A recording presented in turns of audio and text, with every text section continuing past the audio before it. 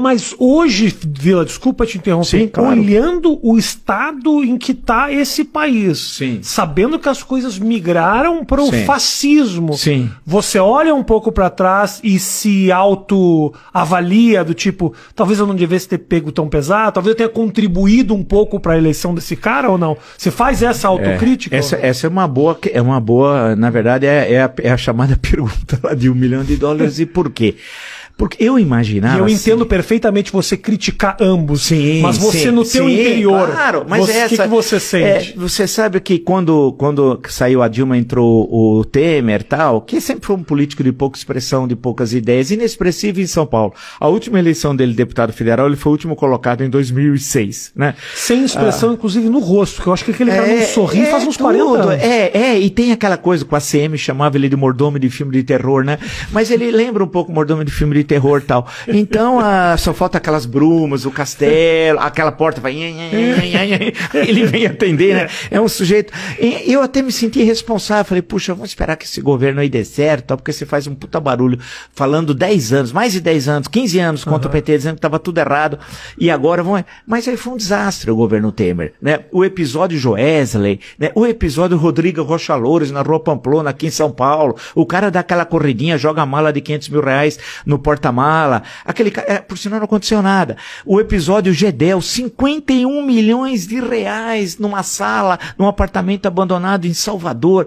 Então tudo aquilo, claro, aquilo tudo ajudou muito o Bolsonaro. De um lado, eu acho que todos os que participaram daquele movimento pelo impeachment, eu imaginava, e aí acho que fosse surgir, acho que foi um equívoco analítico, das ruas, um sentimento democrático que fosse construir formas, até alternativas de participação política, que a sociedade civil fosse falar, olha, vamos defender a democracia, porque senão pode acontecer, essa corrupção vai ser ad eterno, nunca vai mudar o Brasil. Eu imaginava que nós teríamos um momento de mudança no sentido de melhorar o país, de ser mais democrático, de enfrentar os graves problemas sociais.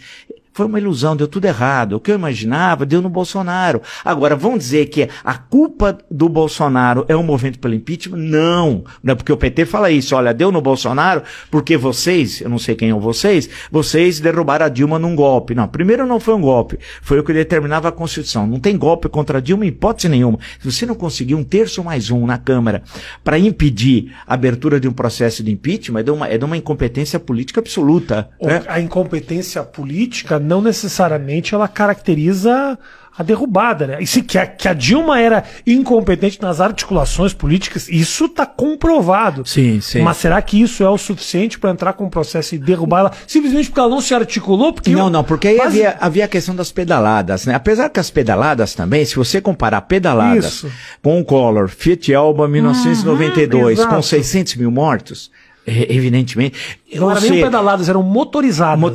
Então se você olhar, não é essa relação contra, eu não gosto dessa questão, contra o extremismo, contra Bolsonaro e Lula, como se os dois fossem a mesma coisa. Os dois não são a mesma coisa. A crítica ao Lula e ao PT é uma coisa e a crítica ao Bolsonaro é outra.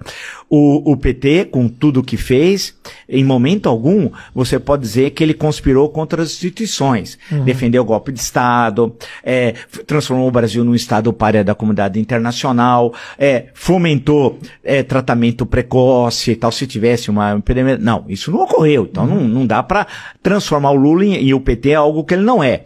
O PT e o Lula é o que eu sempre falei que era, né? No que eu escrevi, nos debates em que eu participei, nos processos que eu sofri, foram inúmeros. O Bolsonaro não tem processo do PT. O Lula me processou, ele estava ali, eu estava aqui. Mas a esquerda gosta de um processinho. Então, a coisa toda, a minha discussão era republicana. Eu não tinha nenhum preconceito contra o Lula por ele ser migrante, por não ter ensino universitário, nada disso. A minha discussão era política, ao contrário. Ele ter chegado onde chegou é um exemplo. A mãe dele, que criou os filhos sozinho, também é um exemplo. Não tenho nada. Eu digo isso porque a minha família é de São Bernardo do Campo, muito antes de São Bernardo ser uma cidade de imigrantes, era uma sociedade de imigrantes, né, de italianos fundamentalmente, um pouco de espanhóis. O meu avô parte de mãe era argentino, então era italiano, argentino, espanhol e tal. Uai, seu app de vídeos curtos.